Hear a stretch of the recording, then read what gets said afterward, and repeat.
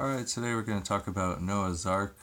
This is a good subject because people are starting to say that they found it mainly in Mount Ararat, is where the good stories come from.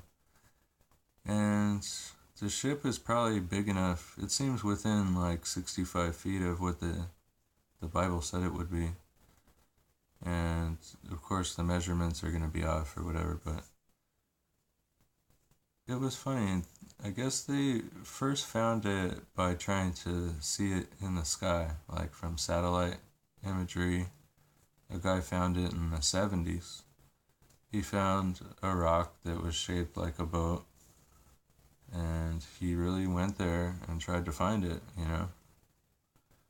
I guess they still had some pretty good weed back then, and he got up and did it. And he looked through all the mountains, like sorted out all the mountains until he found like the boat shaped rock. And then here goes the story. I say, is it an ark? If it's made out of wood, maybe we could like say it's an ark. At least like be plausible about it. And it's not made of wood.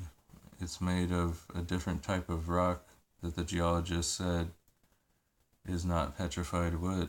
So then they tried to say, well, it's not wood because some lava ran it over, like, and that just kind of made the story more sketchy and harder to believe because who knows what petrified wood looks like once lava ran over it. It's just like one of those things that can't be proven. Plus, they can't really dig up Noah's Ark either because it's in Turkey or somewhere where you can't dig.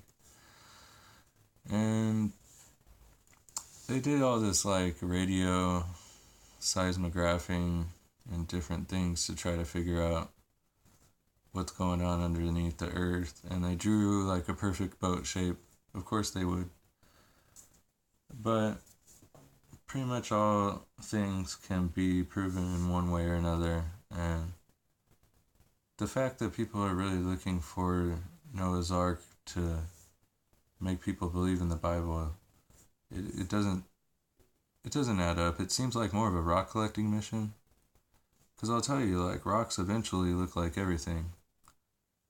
What trips me out the best is I find alien eyes in a lot of different rocks, like two eyes that look like an alien, or I find, like the serpentine turn into a pyramid shape. So, of course, I've never seen serpentine look in an interesting shape at all. It's always in like kind of a smear.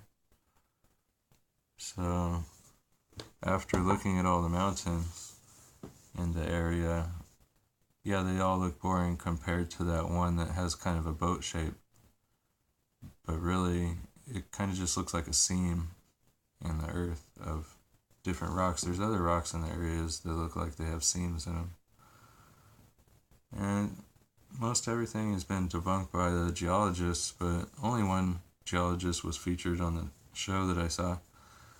And I think it's an interesting subject. It's just for fun. It's a real rock collecting thing, in my opinion.